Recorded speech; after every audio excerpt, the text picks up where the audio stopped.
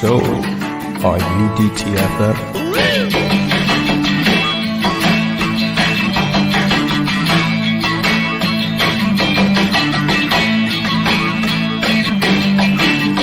Again, here's Drinking and Talking Fantasy Football with your host, Jake Trowbridge and Dustin Lunt. Welcome back to DTFF, everybody. Happy Tuesday evening. Thank you for joining us as always. We are back continuing our divisional breakdown series this evening. We've got the NFC East on tap, which should be a fairly interesting conversation. We've got the haves and the have-nots in this division, I think it's safe to say. So it should be some good conversation here. But before we get into all that, got to say hello to my co-host. Hello, Jake. How are you doing this evening? Oh, hello. I'm doing pretty great because we're talking about a division. How do I put it nicely? That makes me feel very good as a Packers fan. This is a very strange and unsettling division. And I kind of feel comfortable with the NFC North all of a sudden as we were doing our prep for this show. But I think it's going to be fascinating to get through. Mm-hmm. Yeah, absolutely. Yeah, it should be a lot of fun. I'm coming back from vacation, so I'm a little unplugged from any NFL news, but after we recorded last week's AFC South podcast, Trevor Lawrence got the big extension, the next quarterback. So I know we had talked about it the episode last week. Was T-Law like in their plans long term, or what we weren't really sure, like kind of ending his rookie contract, what the coaching staff there really thought of him. And well, they told us here this last week. Too bad it happened after we recorded, so we weren't able to get great insight from our guest Shane, but that's the way the cookie crumbles. Solid finger mustache. Yeah. I don't get the reference, but I like the finger mustache. Bruce Almighty? No? Oh, yeah. No. No, That's all right. The cookie did crumble. Yeah. It did crumble, and we can at least now use that information going forward. Honestly, I don't think that the Trevor Lawrence signing really changed that much for me personally from a long-term perspective. Did it actually change anything for you and how you value him in dynasty leagues? Not really. If anything, it just makes me a little bit more confident in trying to go out and trade for him. I feel like he's one of those good, solid QB2s that you can have on your team. He's got a relatively safe floor. Might give you those spiked weeks, those QB1 weeks here and there, but not something that's going to happen on a consistent basis. But yeah, he's a guy I'm a little bit more confident in just going after to try to trade now. I like it. Well, I will be very curious to see where Trevor Lawrence slots in amongst the quarterbacks from this division in particular, because the quarterbacks here are, I don't know, the NFC East. I think it's maybe the most pivotal fantasy assets for quarterbacks. So maybe we'll do a quick comparison to Trevor Lawrence amongst these fellas here. But before that, do you want to point out what, in fact, we are drinking here tonight, Dustin? Yeah, absolutely. I went back to the well. This is a beer I chose. Going back to Youngblood Brewing or Beer Company here in Madison. This is a tropical sour. Again, I get it for the name. This one is called Varsity Bowling Team Captain. This is a tropical sour with blood orange, guava, and prickly pear, coming in at a solid 6%. I just foamed the bejesus out of mine as I tried to make a nice pour. It's not a nice looking pour. When I hear prickly pear, though, I get real excited. Nobody likes pear. It doesn't seem like. I feel like the only person in the world that likes pear sometime. So it just feels nice to be represented in beer form. That's all. You want to hear something crazy? Please. You know Jelly Bellies, the 500 flavors that they have. Pear flavor is one of my favorirs. It's so good. It's so good. We were always meant to do this podcast together. Juicy Pear 101 of Jelly Belly flavors, man, here. Welcome in, by the way, to Jamie. Jamie, what is your preferred Jelly Belly flavor? Hey, Jamie. Or beer flavor? Just tell us how you feel about pears. He's grabbing a beer. He's following along. Oh, All and Prickly right. Pear makes his butt cheeks clench. So, well, you still haven't answered if that's a good or bad thing, though, to be fair, True. Jamie. True. Jake, what do you think about this beer now that you've Oh. had a couple sippers?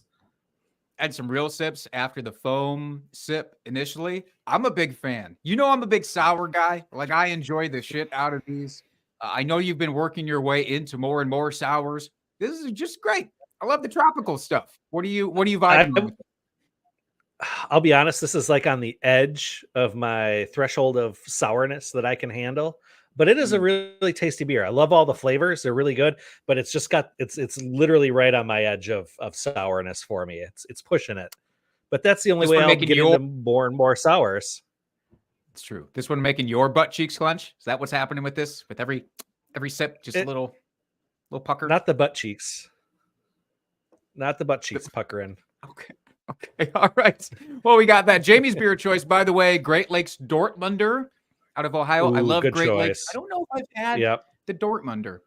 I'll be honest. I don't know if Yeah, I've had it's that. tasty. But right. It's a good one. I'll look Well into done, it. sir. Well done. All right. Should we just no get drunk into trade this? this week. No drunk trade. Still taking submissions for once we finish off the series we've got going on. Only 2 more weeks after this. Can you believe it? We'll be all through all the divisions here, but yeah, a couple more weeks. We'll get back to having drunk trades, but keep sending them in to us. We are ready, and we'll have them all queued up, ready to go for when we bring back that segment. So let's just dive right in here, Jake, shall we? Any particular order you want to go in here? I'm comfortable top to bottom this time in order of the sheet. All right. So we will start with the Commanders then. Notable losses, Jacoby Brissett, Sam Howell, Antonio Gibson, Byron Pringle, and Logan Thomas. They brought on board via free agency or trades Austin Eckler, Marcus Mariota, Olamide Zacharias. I butchered that. I'm sorry. I am a terrible person. There you go. Thank you, Jake, for making me look even worse. And then Zach Ertz, tight end. And then in the draft, first round pick, Jaden Daniels. In the second, tight end, Ben Sano. And in the third, Luke McCaffrey, legacy player there. All right. Mm-hmm. So, Jake, I'm going to let you handle here. Give me an overview about this Washington Commanders team. Overall thoughts about the additions, subtractions from the team, just impressions fantasy-wise. I think the biggest change for this team, even for fantasy, is the change of ownership. The fact that Dan Snyder is gone, the fact that they have a new coaching regime, I think that's more important than any of the players that we listed on that roster there. I'm excited about some of the additions that they made, certainly in the draft, and we're gonna talk pretty heavily about one of them. But I do think that just the overhaul in the back office is what's going to actually make this the best for fantasy for our purposes. So I don't want to belabor that point too much, but just fucking so long, Dan Snyder, and welcome into the new regime. But I did want to start at the most exciting piece with this. So I guess let's just hop into it because everything goes where the quarterback goes. So Jaden Daniels gets added. And I think you could make the easy argument that this is the best quarterback this team has had in the last 6 years, 7 years, like without batting an eye. Do you think that's fair? That's very fair. More than fair, I would say. Okay, good. So Jaden Daniels, I think, is really interesting for fantasy because I believe in himself a lot. Like, you want to ask, is he a good late round quarterback? Who is a good late round quarterback if you're punting the position? You don't want to spend draft capital in the first, 5-6 rounds, maybe even further down the list. Jaden Daniels seems like the optimal late round quarterback for me because the rushing upside is massive for him. And he's a good enough pure thrower that you're not relying exclusively on that. And it would be fine even if he was just running the shit out of the ball. Like, remember Justin Fields, his first full year even if he's just that, that's still good enough for fantasy for where you're drafting him. But I think he's a better passer than Justin Fields was when he first came in. So I like the offense. We got Cliff there. We got Cliff Kingsbury. I think, his ceiling looks a lot like Kyler Murray's based on the type of quarterbacks that they are and the coaching staff. Is this somebody that you would want to target then late in drafts? I think if you are totally punting the position, I think this is the quarterback that probably has the highest ceiling of the late round quarterbacks, just because he does have that rushing ability. He's not necessarily looking to run first, but like you said, he's got that floor where he can run the ball. He's got a cannon for an arm. The weapons around him are just kind of in my opinion, but I think he could be a good target, though. I mean, even if he's just spreading the ball around to all the different weapons that they have, that's fine. It's still points for him. And like I said, he's going to give you a good floor. So, yeah, I think he could be a good late round target. But I have a feeling that once training camp really kicks into gear here, and maybe we see him in some preseason games, if he makes a couple highlight throws, he's really going to get pushed up draft boards. So that's my only concern, is that he might get pushed up a little too high. But yeah, I do think right now he's a great late round target. Because if you're looking at it right now, let's compare him to somebody who I think represents a similar upside and floor, which is Anthony Richardson. I would even argue that their team structures are fairly similar. Michael Pittman, I like him more than Terry McLaurin, spoiler alert. But otherwise, I think it's kind of comparable.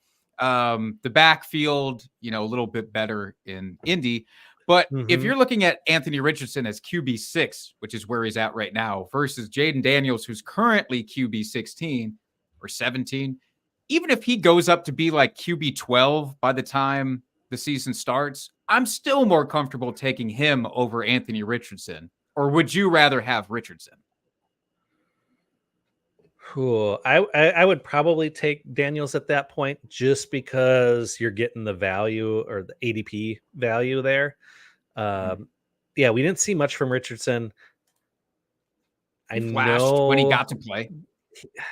He did, but I know completions and consistency was kind of a big thing for him. That was a big question mark, I should say. So as long as they're both question marks, yeah, give me the guy that's a little bit later in drafts that probably has a similar ceiling. Yeah, I love it. But then the question is, like, what does he do for the rest of the gang? And that's where I feel less confident. So let's talk about the wide receivers, maybe then. So are you interested then in any of the receivers? You put outside of Terry McLaurin. I don't even know if I'm excited about Terry McLaurin. Are you? I know. On him? I just figured he's the de facto one on the team. I mean, I'm not overly excited about McLaurin, but I figured he's the one. So we know he's a sure bet to get targets, I would say. Even though it's not 100% safe bet, but outside of him, maybe the rookie tight end that they drafted, since they did get him in the second round, that's pretty good draft capital. I might take a late round flyer on him, and hopefully he pops. But outside of that, I don't have any interest in any other receiving option on this team. Same. People have been trying to sell me on Jahan Dotson on social media. I don't get it. I'm not invested in that. I don't. I'm not invested in the rookie Ben Sinnott either. The tight end that they just added. Terry McLaurin himself, though, he's never finished better than wide receiver 20 in points per game. Never. And normally he's closer to like the wide receiver 25 to 30-ish range. Now, I understand that he's played with almost exclusively horrible quarterbacks. And as much as I like Jaden Daniels, especially for fantasy, for himself, I don't know that year one Jaden Daniels is a massive upgrade over those guys. He's better, but is he that much better for McLaurin when he's going to be tucking and running probably more than those other terrible quarterbacks? So it's brutal. I think I'm passing. I think they're just passing on these guys. Yeah, me too. I'm trying to find where McLaurin is going right now in drafts. And he's down a ways because I don't see him at all here. Unless I just totally missed him. But I I can't would imagine guess up he's near. still around wide receiver 25-ish is my best guess. And if he's really dropped that much, Oh, I mean, if he's in, all right. I found him. He's on Fantasy Pros here. okay, And we are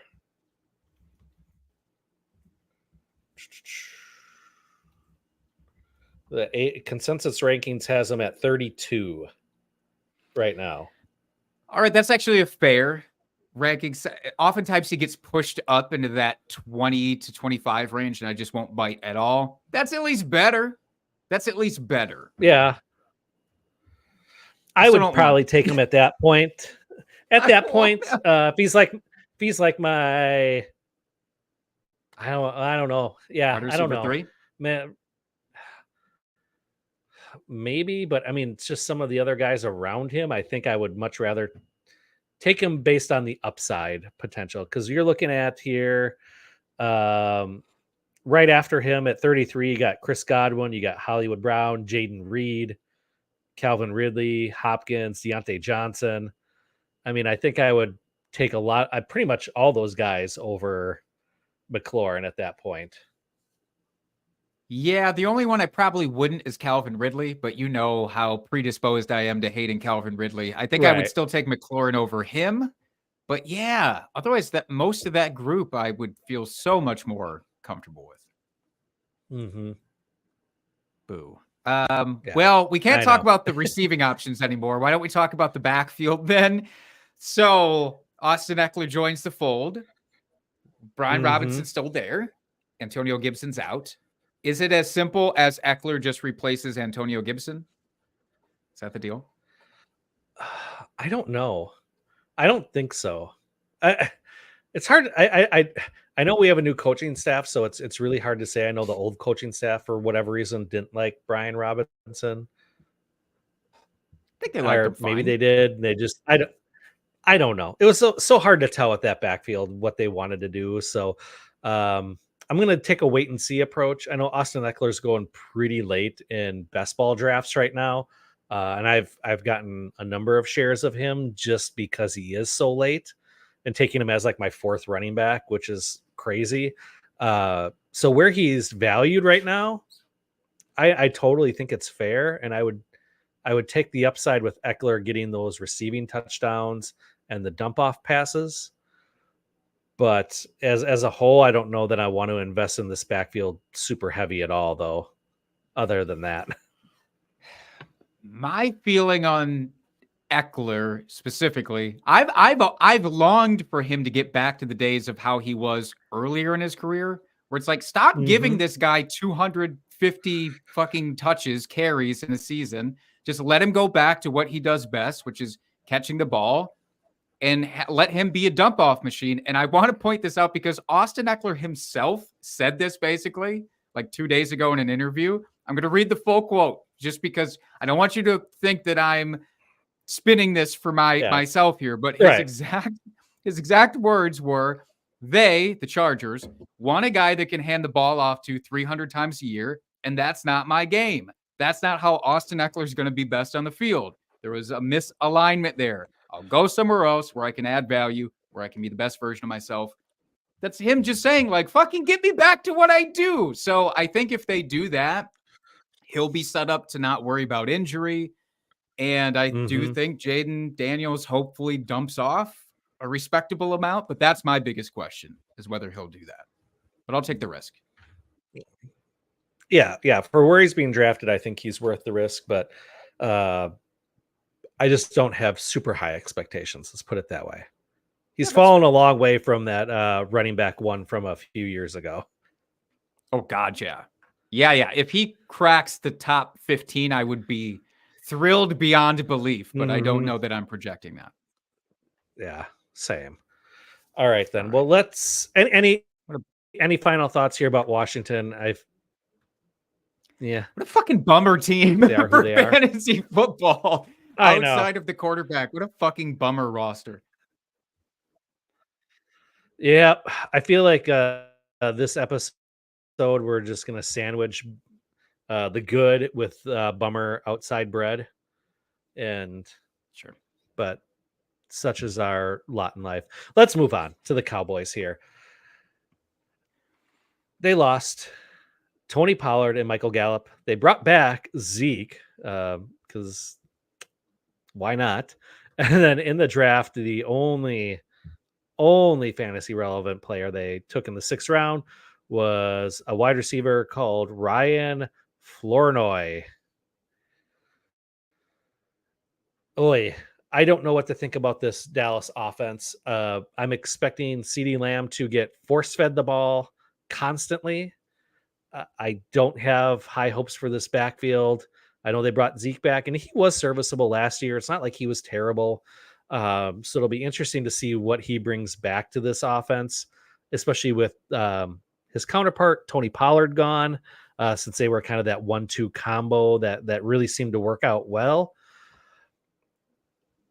I just,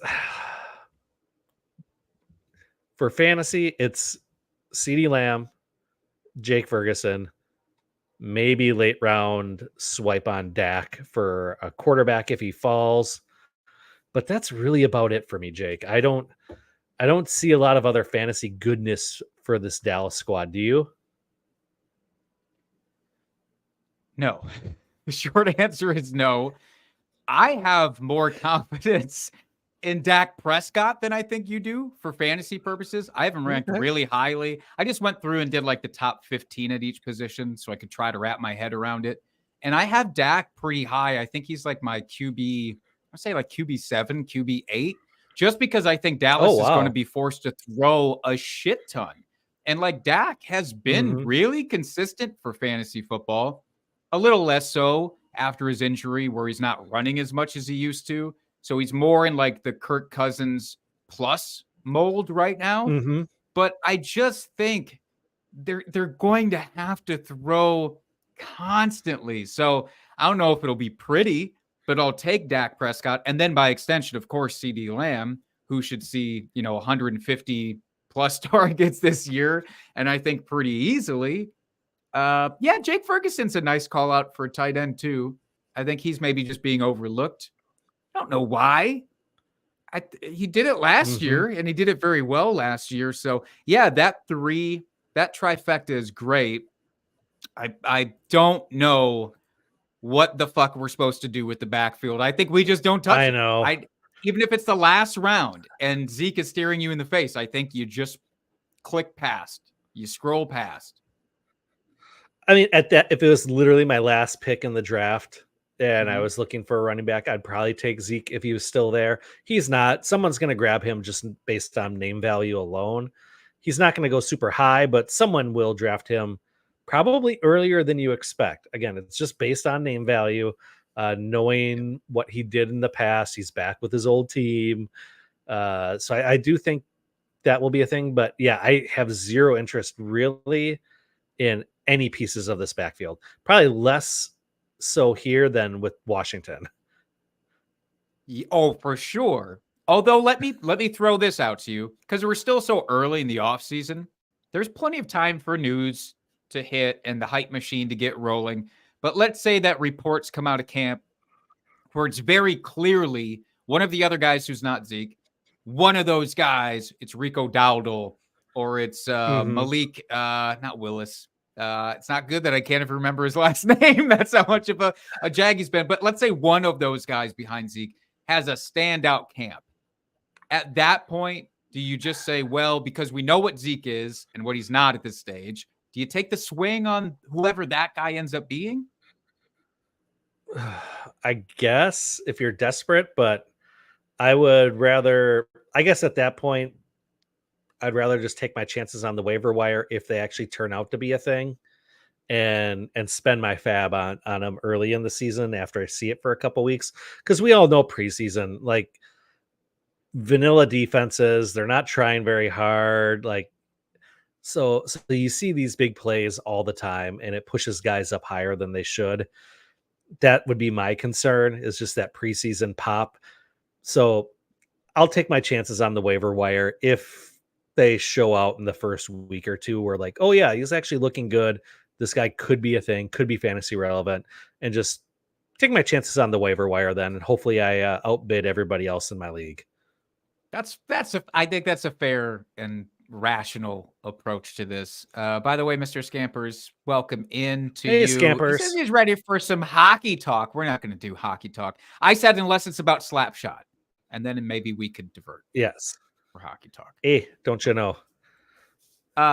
Jamie, by the way, big fan of Ryan Flournoy that you talked about, and said that they're grabbing Flournoy for the taxi squads in Dynasty or even the 18th round of best ball, which maybe leads into the question that you had here, Dustin, which is who is technically the number 2 receiving option on the Cowboys? I mean, I think we would say just Jake Ferguson, but outside of him for the receivers, is it still Brandon Cooks, or do we give the new guy a chance if we're taking stabs here?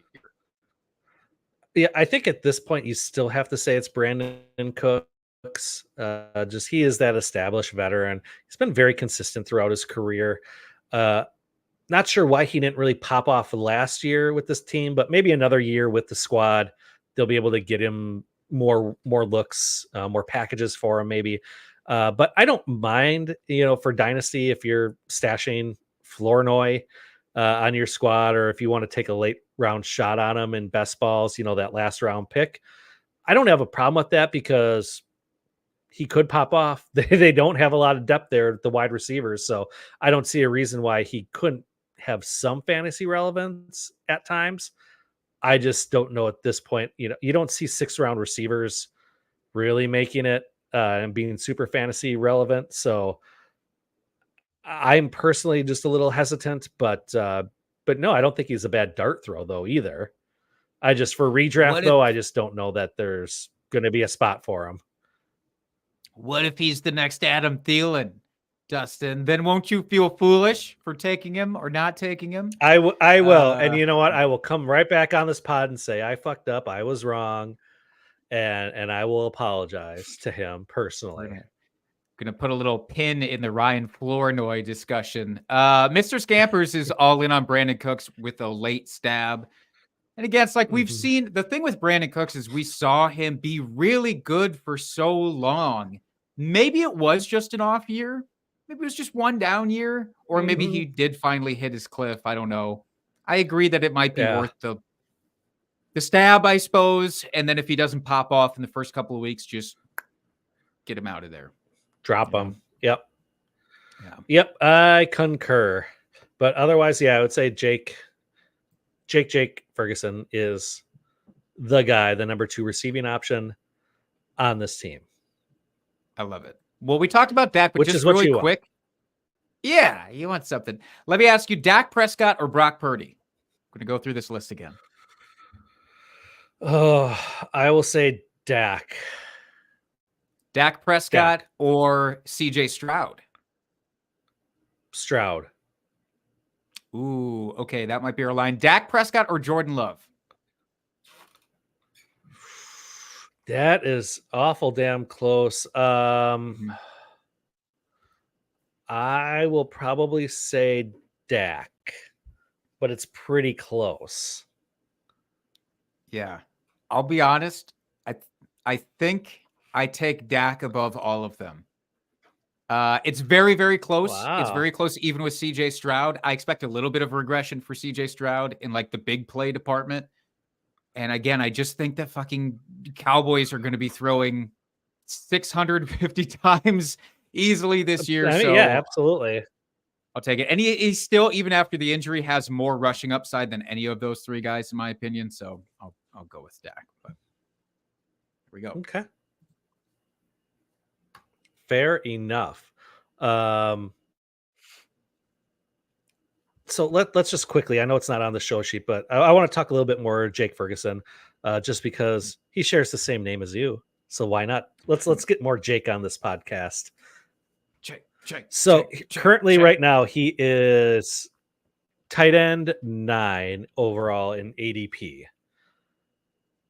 I feel like that's a little too low. I mean, right? And maybe not considering the names you have in front of him, but Mhm. it just feels low. And maybe that just speaks to the depth of this wide receiver group this year. I mean, tight end group, because you've got, I'll just go down the list. You've got Laporta, Kelsey, McBride, Andrews, Kincaid, Pitts, Ingram, Kittle, and then Ferguson. Ferguson is at least giving the respect of being above Brock Bowers in his rookie year. So he does have that Mhm. going for him. That's a really hard group to put him in front of just because all those guys have done it multiple years. Like, do I put him Mhm. in front of George Kittle even? I don't know. I don't Hypothetically, I know. should because he's the clear But it number feels 2 like he's target. too, yeah. But it just feels like he's too low. But I guess when you No. talk to the names above him, yeah, I guess you can make a case for that being pretty good, but it just feels low. Yeah. And I feel like this year especially, his ceiling is going to be way higher than that. But I guess yeah, you can draft him a little bit later and be fairly confident that yeah, you're getting the number 2 receiving option on a team that's going to be throwing a shit ton. I think Jake Ferguson and his ADP clarifies that this year is probably one of the better years to wait on tight end. Instead of going for Mhm. Laporta or Kelsey or whoever early, just wait it out because there are actually, we think, there are actually good tight We end options think available later on. Of course, who knows? That might change. But yeah, I like that. that's right. All right. So let's move on to the cream of the crop of the division here, the Eagles. They lost this offseason Marcus Mariota, DeAndre Swift, Rashad Penny, Boston Scott, Julio Jones, Quez Watkins. And then the guy just can't say that move to Washington, Olamide. Olamide, I won't even Olamide try Zacchaeus. again. Okay. There you go, Jake. Thanks for making me look bad again. All right. Notable additions. Saquon Barkley comes over. CJ Uzoma, Paris Campbell. Can't get enough of Paris. And Will Greer. And in the draft, 4th round, running back Will Shipley. 5th round, wide receiver Anais Smith. And in the 6th round, wide receiver Johnny Wilson. Jake, I'm going to throw this one to you to just lead us off here with the discussion of the Eagles. The Eagles, a lot like the case with the Commanders. I don't know if it's as much about personnel, at least like fantasy personnel, as it is about the other stuff. So, change an offensive coordinator. They bring on the gentleman who used to be with their rivals, the Cowboys. In fact, for many years with Mike McCarthy. Mm-hmm. And I don't know what that necessarily does to the backfield, but I think that's the biggest question that we have to answer with this. And the offensive line, of course, big change there with Jason Kelsey Mm-hmm. retiring as center. So they're going to have to do some reshuffling. They were probably top 2 offensive line for sure last year in the league. I don't know where they fall now, frankly. So Jalen Mm-hmm. Hurts obviously relied a lot on the tush push to get his red zone touchdowns, along with just 4th down conversions often to keep the offense on the field. So I think that does have an impact. I'm not going to say, oh, geez, Jalen Hurts now is a bum. You know, he's going to be QB 10 or something like that. But in those tie-breaking decisions where it used to be like, do I go with Jalen Hurts or do I go with Lamar Jackson? Now it's like, I think I go with Lamar Jackson, where I might have made the opposite choice in previous years. But talking about the goal line splits, because I know you had even written this down, we've got Saquon Barkley in the backfield now. Mm-hmm. I guess first and foremost, this isn't a question technically, but is this an upgrade over DeAndre Swift? I would say so, yes. Okay. I'm skeptical. I Obviously, really you think don't feel that way, but I might be taking crazy pills, but I don't think that Saquon is that different than DeAndre Swift, because we saw DeAndre Swift oh, in Detroit be an amazing pass catching running back. That's almost all he did. And then he goes to Philly last year, and all he does is run the ball. He almost doesn't get to catch whatsoever. Obviously, he's behind an amazing offensive line, which surely made him look even better. I don't know. I'm skeptical at this stage in his career that Saquon is that much better. But my question to you then, so they changed the offensive coordinators, is one, does this eliminate the tush push? Like what's the goal line looks between Jalen Hurts and Saquon? And two, does Saquon actually catch a bunch of passes this year? Well, that is the magic questions, isn't it? Yeah. Do I think they're going to eliminate the tush push or really reduce it? No, I think it will probably go down a little bit. I don't know if you want to be continually exposing your quarterback to those kinds of hits. I know it worked last year, but maybe that's why they brought in Saquon, a bigger running back that can take a little bit more physical punishment to do those short goal line, fourth down conversion plays to keep it on the field and maybe save your quarterback. I feel like the Eagles have gotten awful lucky with as much as they used him in those situations that he, didn't get hurt in some way. I mean, we saw it, a couple years ago against the Packers where Mahomes, got his ankle rolled up on doing a quarterback sneak and, he missed the rest of that game. And I think one other one after that. And, we've seen it happen time and again. And I feel like that's why they brought him in, because if they really were happy with Swift and his role in that offense, they would have just kept him. They would have paid him. They wouldn't have let him go in free agency. Why would you bring in a back like Barkley if you didn't have a plan to use him, especially a high profile name like Barkley, a guy that has the pedigree? He was that generational back coming out. I know that word gets thrown around all the time, but I mean, it holds true that, he was supposed to be this guy. So I do think from the rushing standpoint, he's going to be pretty solid. And I think he's going to end up getting more goal line and looks than we expect. But the tush push is not going to go away. I mean, that's still going to be a piece of their offense. But from the receiving aspect, I think that's where Saquon will probably take a little bit step back, just because with these other options, you got Goddard, AJ Brown, Devonta Smith. I mean, he's, if we're lucky, the third receiving option, but I think he's going to be fourth behind Goddard personally. So I think he does take a step back in the receiving arena, but I do think he'll have his goal line work and he'll get those goal line touchdowns. I hope you're right, because I think Saquon has to get double-digit touchdowns to pay off what his ADP is going to be. Because if he's not going to get that, if it's going to be the same as it has been for the last couple of years with Eagles running backs, I think we're in trouble with where we're drafting him, because we're used to Saquon. I mean, he gets 100 targets because he's on a garbage team that desperately needs him as a receiver. So, I mean, there's been plenty of years where in his healthy games, he leads the team in targets because they fucking needed Saquon. So if he's not going to come close to 100 targets, let's say, I don't know, 50, I think is what DeAndre Swift got last year, if I'm not mistaken, close to that. So let's say 60, 65. I don't think that's going to do it for fantasy unless he gets those touchdowns. So I'm a little scared to draft him, like in the top 8 or wherever he is. He is going 14th overall, according to Fantasy Pros right now. So early second every round.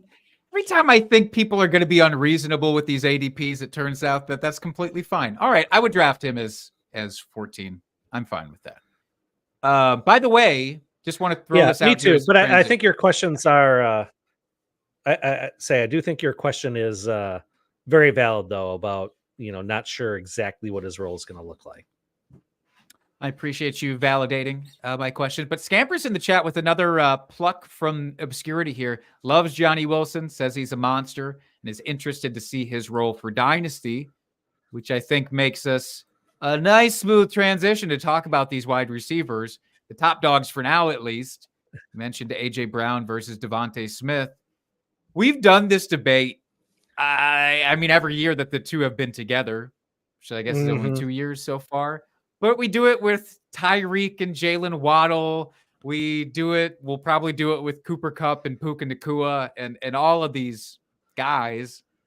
For me, this one's much easier than in the past. And I'm I'll be curious to see if you Yes. agree with me for once or not. But AJ Brown, I don't care that he's going a round and a half earlier. I'm taking AJ Brown. I'm not messing with Devontae Smith. Mhm. Is that your read too? Yes. 100%.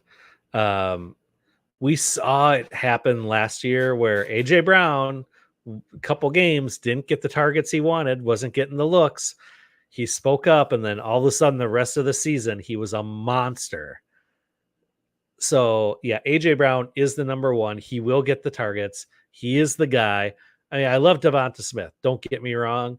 I want the consistency of AJ Brown, and I'm willing to pay for that. Where with Devonta Smith, you're going to get your weeks.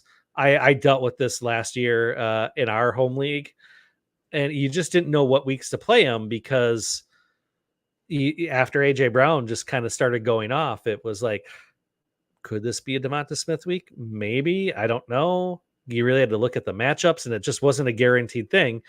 And I just am not comfortable where he's being drafted right now, playing that game this year. If he ends up falling later in drafts, which I don't see happening, but if for some reason he were to fall, then maybe I'd take a shot on him. But yeah, otherwise just give me AJ Brown. Yeah, it's like the end of the second round that you're having to draft Devontae Smith still. And I don't think the reality is caught up with like what Devontae Smith's role is now. I feel like he's much closer to prime Tyler Lockett, than anything, or maybe, a better, nicer comparison is like Brandon Cooks, where it's like you don't spend top 2 round draft capital on these guys. But I think it's just people remember those massive spike weeks and forget all the downers, or don't project all the downers to be there. So yeah, I'm probably just not going to draft a lot of him this year, I don't think. But AJ Brown, I think, is going to be easy stud. I have him, wide receiver 5, I think, is my unofficial ranking of him right now. Let me ask you this: Puka or AJ Brown? Oh, AJ Brown. Me too. I personally just have questions with Puka, or I shouldn't say questions, hesitations, I guess. And I don't know why. I don't have a rational reason for it, but for some reason, I'm just not all in on Puka. So give me AJ Brown. Yeah, I agree with you. 1000% agree with you. Oh, look at us. Do we have to talk about the tight end? Do we have to? No, we don't have to, but. All right. Well, you put it on. I want to talk about it because I feel like you maybe have a different opinion than I do about Dallas Goedert. So I don't know where his ADP is right now. I'll be honest with you. I don't even really care because he's kind of a guy that is just persona non grata for me. But are you interested in him if he gets pushed down draft boards here?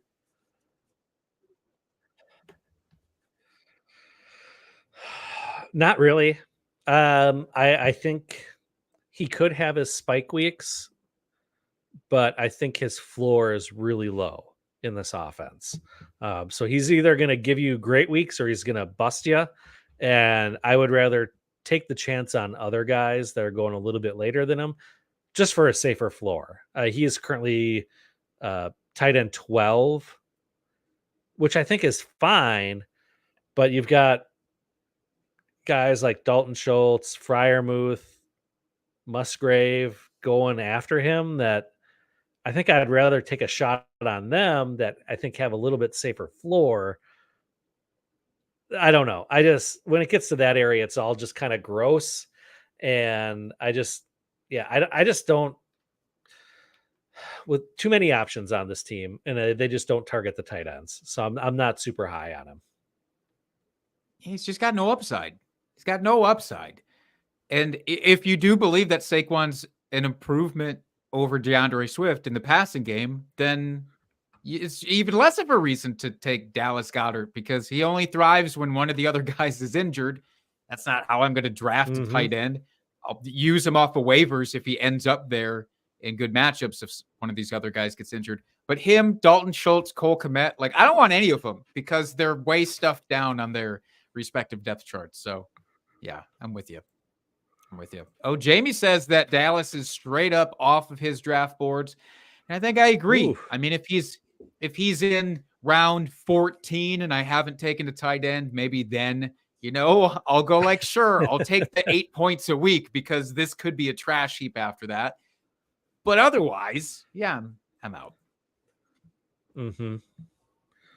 All right. Shall we finish off this division here? Let's do it. With another poopy sandwich. All right. We'll finish with the Giants. As I said, kind of a poopy sandwich here. It's not fun, but we do have to talk about them. So, losses this offseason, the aforementioned Saquon Barkley, Darren Waller to retirement, Tyrod Taylor, Matt Breida, Paris Campbell, and Sterling Shepard.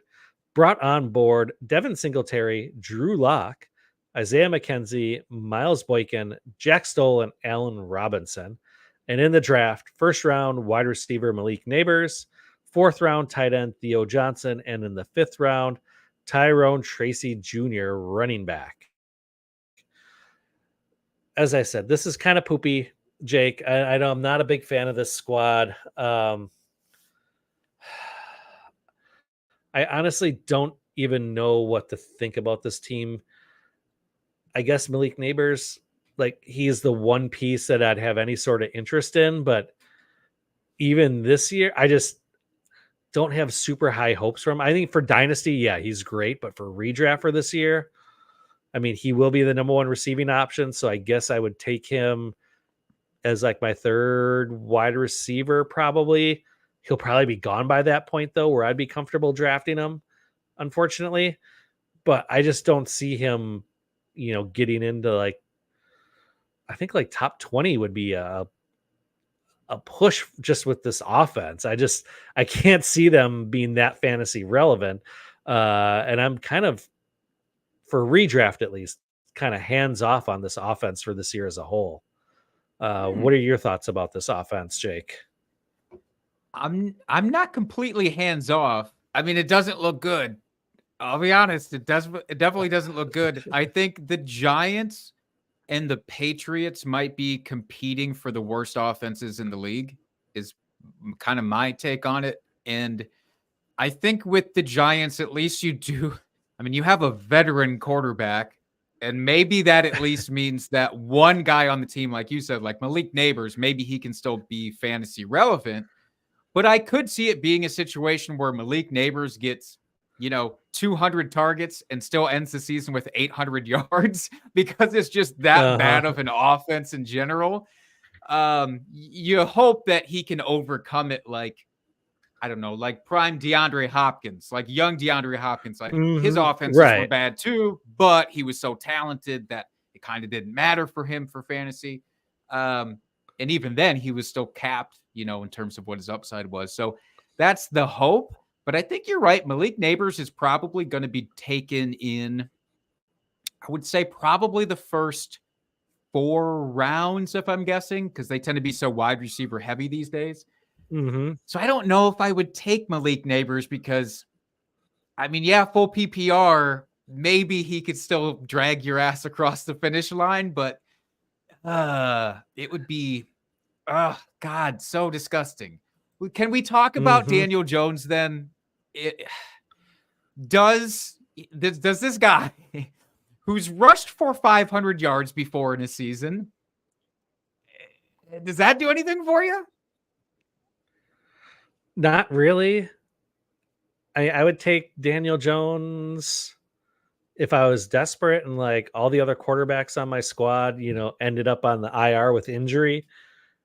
I would pick him up off the waiver wire then. But he'll probably get some rushes here and might end up with 500 rushing yards. But if he's only going to throw for 3,000 yards and 15 touchdowns, doesn't matter how many rushing yards he gets, like, unless he's going to be rushing in for touchdowns, that would be the only thing to buoy him up. But otherwise, Daniel Jones will probably have to run a little bit more, but it's not going to be a significant enough impact for fantasy that makes me interested in him.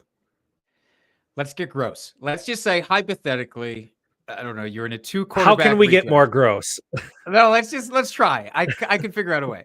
Let's say hypothetically you're in a 2 QB redraft league, and you definitely need a second quarterback, and you're staring down Daniel Jones versus Will Levis. Who are you taking? Will Levis. Same. Daniel Jones or Bryce Young?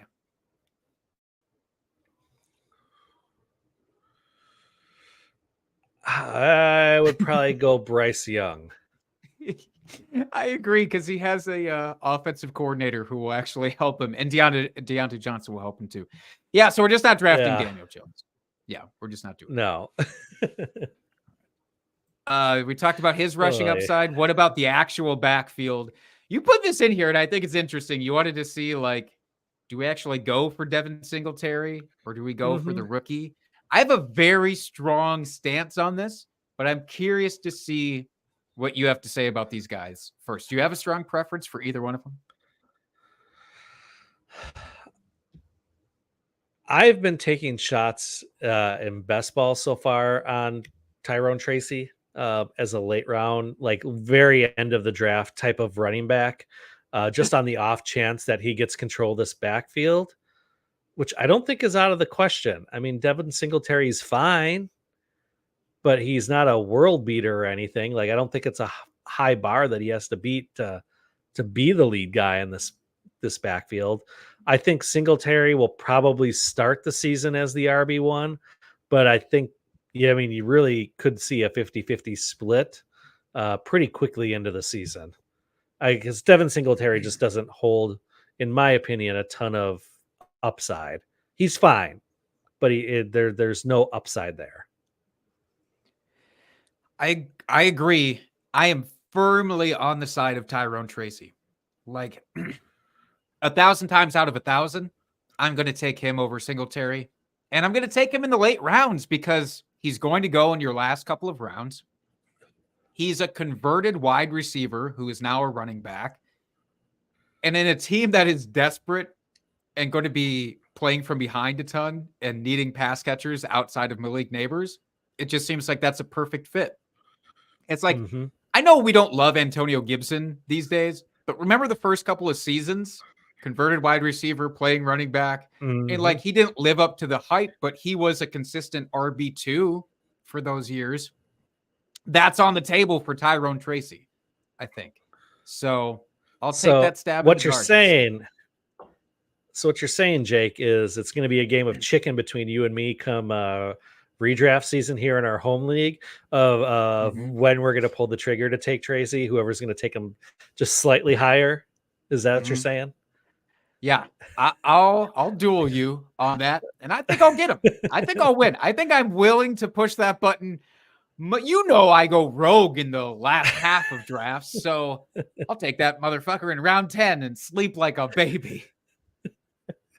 But I do like Tyrone Tracy as just they need pass catchers. We talked about Darren Waller retiring. Like, it's going to make them use the backfield even more. One other guy we didn't talk about. Do you have any interest whatsoever in like Wan'Dale Robinson, presumed slot guy? Again, tight ends are gone.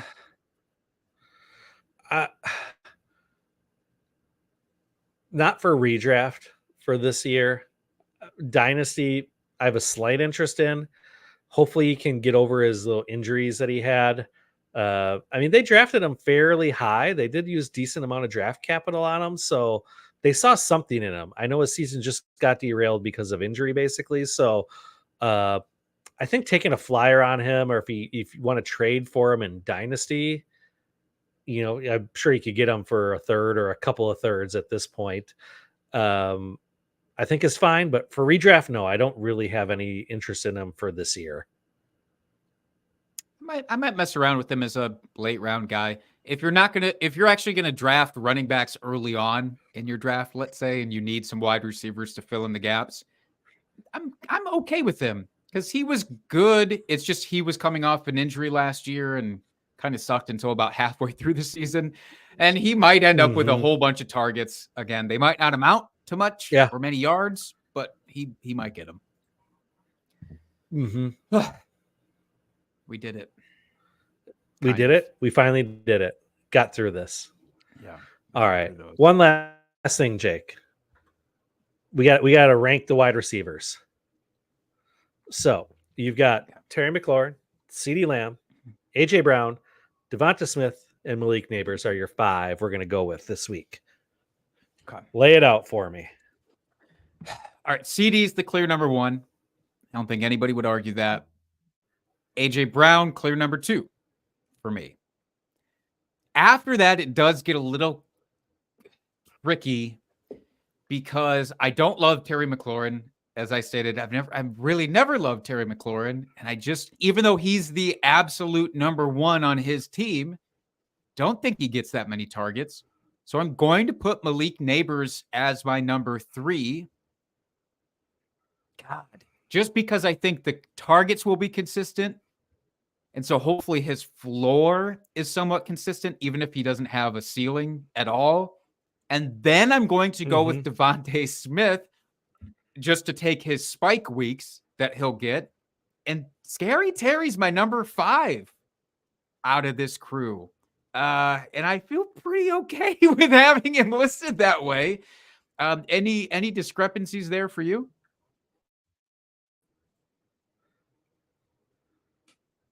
No, we are in lockstep here, Jake. I have the exact same rankings as you, or that's how I would rank these top 5. That was pretty easy. I think the one tricky one, like you said, is Neighbors over Devonta Smith. But I think just based on volume, and I feel like Neighbors is a more elite prospect than Devonta Smith was coming out too. So I think he's got a little bit better pedigree, a little bit more of that typical wide receiver build that we're looking for. Where Devonta Smith, tiny BMI.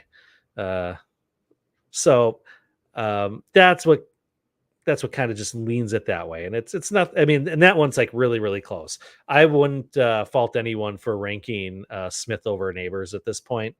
It's that close for me. It's fair. Okay. Well, that will do it. You could tell it wasn't a very meaty episode here because all of our other divisional breakdowns have gone well over an hour. So just tells you what kind of shape this division is really in. Any final thoughts, Jake, before we sign off this evening? We have 2 of these coming up. We have 2 divisions yet. I know that we're going to be talking about the AFC East coming up. I forget what the other one even is, but it'll be a surprise AFC to you West. and I. AFC West. All right. There's actually some meat on the bone, a lot of meat on the bone for fantasy in those 2 divisions. So I'll be excited to dig into that. After that, we'll be doing, we get into our off-season mode of predicting our sleepers, our drinking buddies. All those episodes are on the horizon, and I'm pretty psyched. Yep, absolutely. Yeah, lots of good content still coming up. I want to shout out to everybody in the chat this evening. It was awesome seeing you in there. You can join us every single week if you so choose. All you have to do is subscribe to our YouTube channel, click the little bell, and it'll notify you when we go live every single week. And you can join our friends and join us in the chat. We'll answer any questions that you have. We love doing that. It's probably my favorite part of doing the show is the interaction with all of our fans and guests. So please do that. Go out, give us a rate review wherever you listen to your podcast. Just helps people find us easier and spreads the word, which we appreciate. And as always, follow my co-host, Jake Trowbridge, at Jake Trowbridge on Twitter. Follow the podcast at Drinking Fantasy. You can follow me at FF Dusty Dog. And until next week, folks, keep drinking and talking fantasy football. Cheers, FFers.